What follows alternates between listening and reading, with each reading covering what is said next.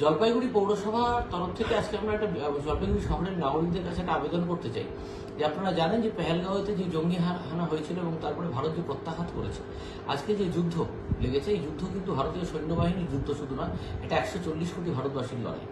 এবং আপনারা জানবেন যে এই সময় যে পাকিস্তানের বলুন, লস্কর ই তৈবা বলুন বা অন্য জঙ্গি গোষ্ঠী রেজিস্ট্যান্ট গ্রুপ বলুন, প্রত্যেকে যে স্লিপার সেলগুলো থাকে না, তারা কিন্তু এই সময় খুব সারা দেশে অ্যাক্টিভেট হওয়ার চেষ্টা করছে, আইএসআই এটাকে অ্যাক্টিভেট করার চেষ্টা করছে। এবং এই জন্য এবং এরা সাধারণত এই শহরে বিভিন্ন শহরে এরা কিন্তু আশ্রয় নেয় এবং এরা লোকাল সাপোর্ট ছাড়া কখনোই এরা কোনো কাজ করতে পারে না, কারণ এদের মেডিসিন খাওয়ার লাগে, এদের ওষুধপত্র লাগে, সমস্ত কিছু লাগে।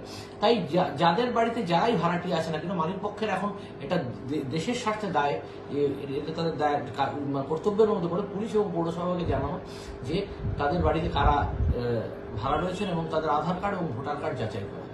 এটা কিন্তু কারণ এর মধ্যে এবং বিশেষ করে আমি কাউন্সিলরদের অনুরোধ করব, আমাদের জলপাইগুড়ি পৌরসভার স্যানিটারি সুপারভাইজারদের অনুরোধ করব এবং তার সাথে অনুরোধ করব আমাদের যারা ডেঙ্গুর কাজ করে তারাও যেন আমাদেরকে ইনফর্ম করেন এবং একসাথে মালিক পক্ষকে ইনফর্ম করতে হবে।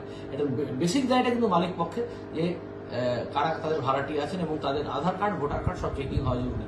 তার কারণ হচ্ছে কোথায় কেউ যদি লুকিয়ে থাকেন এবং কোনো যদি নাশকতামূলক কাজ হয় তখন কিন্তু তার দায় মালিক পক্ষ, বাড়ির যিনি মালিক তিনি এগিয়ে যেতে পারবেন না। নমস্কার।